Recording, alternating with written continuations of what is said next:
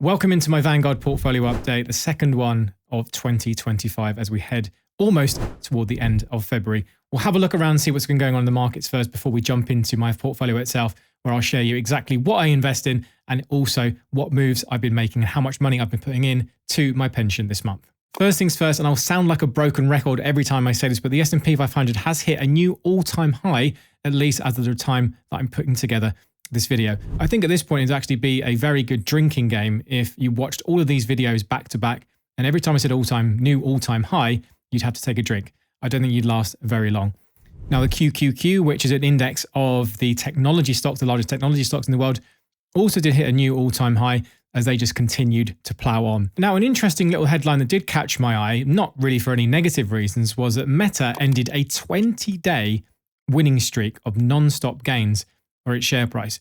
It's quite interesting because I wasn't really keeping track of this company, but the share price had been ticking up just little bits and little bits here and there, and it was quite interesting now to see that the fact that that's finally given up after 20 days, which is I believe, is its longest ever winning streak in a row. It's pretty impressive for any company to be able to do that. Outside of that, the AI race and the AI hype train really lives on at the moment. OpenAI, you can see a bit of a feud between Elon Musk and Sam Altman. Elon Musk claiming to have a bid put together to buy the company, but Sam Altman batting that one off fairly quickly. Now, outside of OpenAI, some other companies are popping up really to try and make the most of the hype and also maybe lead this next generation, this next wave of technology. Another company you may or may not have heard of called Safe Superintelligence. It's not some London slang for something that's quite good. Founded by Ilya Sutskever, may have butchered that name. And that's close to raising apparently $1 billion at a $30 billion valuation. Now, he was the former chief scientist at OpenAI. Actually, that's a higher valuation than reported just a few weeks ago. And also, if I'm not mistaken, I think another member of OpenAI has also gone off, at least former member of OpenAI, and started their own startup too. So there's so much money still going into this area. Just before we touch on some more news, now I don't really cover the crypto market a huge amount, but I have noticed, and I'm sure you have too, that the crypto market, at least the meme stocks, have been having a bit of a resurgence again. Now, many of you will have been familiar with the Trump meme coin, which he launched just before he became president. And then Melania had her piece as well. You had the Argentinian president just come in recently with his own one for his country, apparently. And then you also had the Hawk Tour one, which many of you gentlemen will be fully aware of as well. It is crazy to me with after all that went on in 2021 with crypto and meme stocks that they're seemingly back again and that you can just rug pull your fans and just make loads of money, or at least a very small amount of people can make a lot of money, while lots of very dumb people apparently can put their money in. Now, one of the headlines which sticks out to me here was those people who invested into Trump coin. I say invested, but basically just bought a meme coin. I'm reading here that at least 50 of the largest investors in the coin have made profits in excess of $10 million each. And at the same time, some 200,000 wallets, most with small holdings, lost money on Trump. And also, it's phenomenal to read just the amount of money being made on these coins in trading. So no matter what the price goes, if there's lots of trading action, that there's still money being made in the background. Now, from a Trump perspective, there's estimates that he's made between $80 and $100 million in fees alone, which is just insane. And it just shows, I don't think this area is going to stop until people learn that these things are not investments and they're just things for a very small number of people to make a lot of money, then we're going to continue to see lots of these things, unfortunately. Now, looking just outside of the US for a moment and actually more close to home here in the UK, this has been one of the first months where markets outside of the US have actually done pretty well. And if I've been looking at other sections like Europe and Japan and the UK, for example, if I look just on a monthly basis, all of these markets have actually performed pretty well. So, for example, if I look at my other investing portfolios, I can see that on that month alone, the US has actually had a negative drag and all the rest of them have actually outperformed. So you are seeing some headlines now saying that the FTSE 100, for example, has actually performed pretty well. Now, that's for a couple of reasons. Those markets have got a bit more capital, but also you do need to keep an eye on the pound to dollar exchange rate. You can see here over the past month that the pound has actually been up against the dollar by 3.5%. Now, a strong pound buys you more US stocks, but then reduces the value of the investments when they're turned the other way around. And this part does catch a lot of people out when they look at their investments and they Google, for example, the S&P 500, and they see the performance of the S&P 500 of 25%, for example, in a year. And then they look at their own ETF, which is in pounds, but when it maybe only goes up 20% in a single year, for example. And that difference is really tied back to exchange rate. So in the short term, it's definitely worth being aware of those things. In the long term, they do tend to average out if you're a dollar cost average investor, but certainly it's good to be aware of. Now, like I said, in the UK market, the FTSE 100 did actually reach a new all-time high earlier on this month, just a bit down from that at the moment as I make this video. That's quite an interesting thing to actually see for the first time, that maybe the downbeaten markets of outside of the US might start to get some attention. And in my view, this is just the usual cycle of markets. If lots of people want to start viewing the US as some super expensive bubble, then all of the other markets outside of it might finally start to get a look. There are lots of companies in the UK and Europe that sell globally that are perfectly good companies, but don't really necessarily get the attention from lots of investors who don't want to spend their time there. They're far busier looking at all those big technology stocks. So maybe some people are paying more attention to these different markets. And this leads me on to a really important investing lesson, which is just a reminder to make sure that you stay well diversified with your investments. Because during any time period, we don't know which area of the world, or certainly which stock market, is going to do very well. Sure, the US might continue to lead in the long term, but during other periods, other parts of the world and other companies' stock markets may actually outperform for 5 or 10 years or indefinitely. You just don't know what could happen. So for me, I like to stay globally diversified, which is something I'll touch on a bit later when we actually look at the portfolio itself and how I have most of my investments. Now, a couple of bits of news from a UK perspective, at least today, as I'm making this video, the UK inflation numbers have come out higher than expected at 3% versus about 2.5% from December. That makes it the fastest rise in 10 months. Now, 3% just refers to that year-on-year price increase for the basket of goods that the ONS looks at. Now, that 3% is your CPI figure, which is something the Bank of England focuses on. However, they also release another number, which is your CPIH, which also includes the price of and the cost rise of housing, which is that H there. Now, that's currently sat up at 3.9%, which I think is really important to focus on, as one of the largest costs that most people have are their housing costs. Now, it's ignored by the Bank of England as they prefer to use the CPI measure, but I think CPIH is a very important one. Now, 3.9% year on year is quite a significant jump. It means if you're not getting pay rises in line with this, then effectively your money is losing its buying power, which reminds me of two important things. One, to make sure that you stay invested.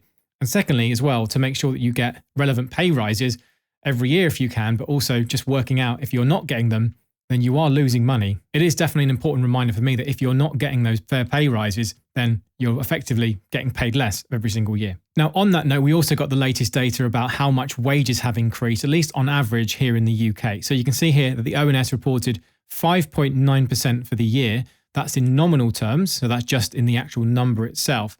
However, once you factor in inflation, you get a real terms increase around 2.5%.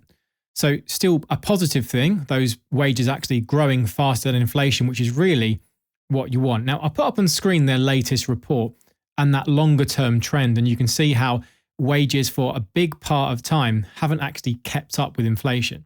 And when we look back, there are a lot of sectors and a lot of people whose wages haven't kept up with inflation to the extent where there actually would have been far better off, a couple of decades ago, at least compared to now. I always like to look at data like this, but then it does remind me that a lot of people will fall outside of this. And although there will be people getting nice pay rises on average to keep them up with inflation, if not a little bit above, there'll also be lots of people probably not getting any pay rises at all and falling below that number yet again.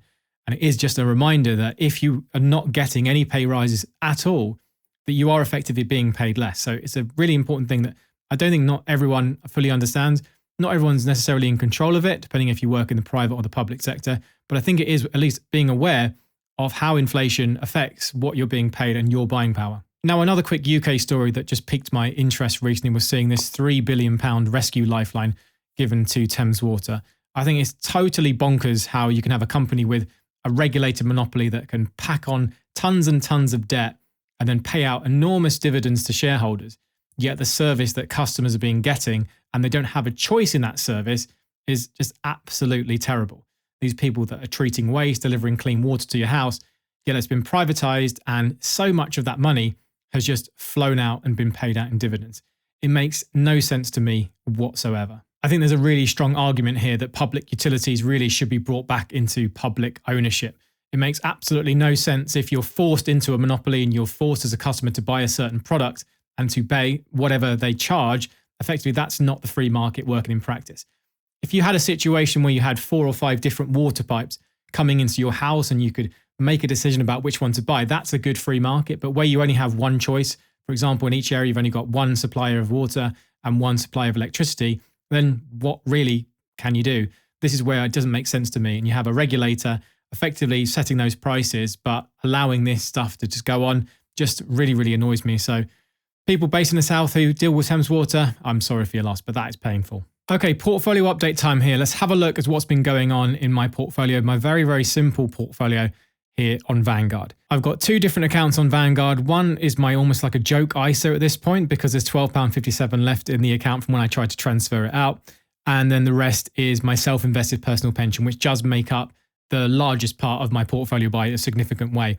And it's what I continue to invest using Vanguard for one specific reason, which I'll get on in just a moment. Let's have a look here at my investments. So many regular viewers will know very simply what I do. I keep everything super, super simple in this pension. I just use a single index fund, which effectively gives me shares in almost every global company around the world. And that's just a simple market cap based index fund. You can see here, this is the FTSE Global All Cap Index Fund accumulation. So it just means any money that goes in, there's no dividends that I worry about being paid in the account. Anything just gets reinvested and reinvested because ultimately this is my self-invested personal pension and something I want to keep here for the very, very long term. Now, I do add to this investment monthly. So I try and add money from my limited company to try and get basically the best tax benefits that I can. And if I go to the transactions tab here, you can see that actually on the 1st of February, I did put in £3,000 rather than my usual £1,000 that I've been trying to invest most recently going into my pension.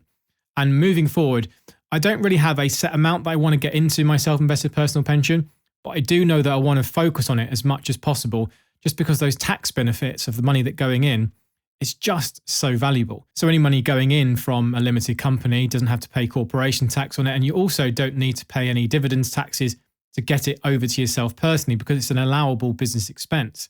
So I would rather, at least in my opinion, rather not pay myself as much money from a personal employee perspective in dividends. And I would rather put that money in a pension where you can save a huge amount. And really over the long term, I think the tax benefits of that are huge. Now, I have done other videos going into the benefits of ISAs and SIPs and the differences and how you can make the most of your money. So I won't go into the details here, but I did just want to highlight it and explain why I invest this way. So I still aim to also invest into my ISA account on other platforms as well. So I use Trading 212 and InvestEngine for that. So I still want to max out my ISA and balance that because ISAs are much more flexible and allow you to take your money out immediately whenever you want. Whereas a pension is locked away and there is tax to pay on the way out with a tax-free lump sum as well. And of course, rules can always change in the long term. So I try and balance my investing between those two. But as much as I can, I think you're going to see me put a lot more into my pension over the next few years. And I'll certainly try and max it out where I can, just seeing how well the business does to be able to get money into it. Now, a couple of things I did want to highlight here that I am being asked now and then. So you've got a couple of things. So remember a couple of months ago that Vanguard did announce that they are increasing their charges for customers on their own platform. If your account value basically is worth more than or under £32,000, there's a minimum monthly charge of £4 a month. So I don't necessarily recommend Vanguard as a platform. I don't think for newer investors who are putting in smaller amounts every month, I would much prefer to use those lower cost platforms. I always keep any offers down there, so just do make sure that you read any terms and conditions. But those are the platforms that I would prefer if I was a smaller investor. For larger investors, it's still a relatively cheap platform. The fees are very competitive, certainly for what you get. You can get them cheaper elsewhere, and you can get better choices on other platforms. On Vanguard's platform, there is only the access to Vanguard's fund. Now, a second point I was going to raise here as I am being asked the question, for example, if someone was to move away from a fund like this, which is a mutual fund, onto some of those newer platforms, which might just use ETFs or give you access to ETFs and shares, what would the equivalent be? Now, the equivalent of this fund would probably be something like Vanguard's FTSE All World Fund, which would be VWRL or VWRP, depending on which one you'd want, if you want one to pay a dividend or not. And there's also the FWRG fund as well, which is another very, very popular one.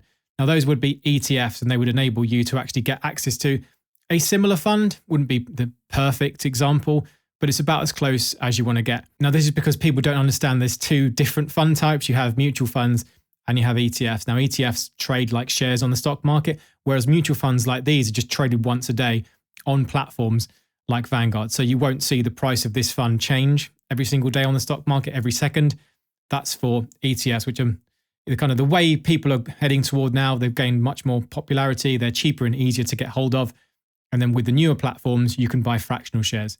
On Vanguard's platform, they do offer the ability to buy ETFs, but you can't buy them fractionally. So for example, if you wanted to invest £200 a month and an ETF was £85 a share, you would get two of those shares of that fund, but you would have some spare change left as well. Hope that makes sense. On the newer platforms that allow you to buy fractional shares, if you put in £200, you'll get 2 point whatever it is of that ETF. So I hope that's a bit clearer. So if you are a newer investor looking to start out with smaller amounts of money, I would prefer to start with those different platforms. Now, just on that note though, if you do want to see everything I've been investing in, you can go back and have a look at my 2025 plan, which has all of these things listed out, where I'm putting money, all of my different accounts. And then also, if you do need a bit more help looking at the different ETFs and different funds, I have picked out a few that I think are interesting to look at. Important to do your own research and figure out what's interested for you. But you can also look at that video here where you can go through some of the best funds, which I think might be useful. Anyway, I hope that's been useful. I will see you in the next video. As always, happy investing.